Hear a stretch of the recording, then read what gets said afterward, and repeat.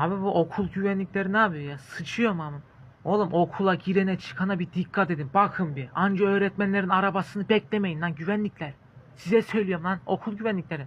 Adam olun biraz adam. Anca öğretmenin arabasını bekliyor. Yalakalık yapayım.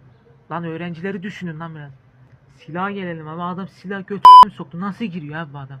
Nasıl giriyor? Güvenlik sana demeli abi. Nasıl giriyor bu adam? He? Abi ben boşa okul bataklıktır demedim. Canınıza bir şey olacak. İtin biri gelecek sizin okula silahla vurur bak. Abi it. Nereden çıkacağı belli değil itin. Güvenlikte ne yapacak? Öğretmenlerin arabasını bekleyecek. Lan seni var ya sizi var ya. Öğrencileri düşünen yok. Tamam abi. Sen git öğretmenlere yalakalık yap. Adam silahı soktu girdi. İçine deliklerine mi soktu? Gebermiş zaten. Gebermiş silahla giren. Gebersin amına.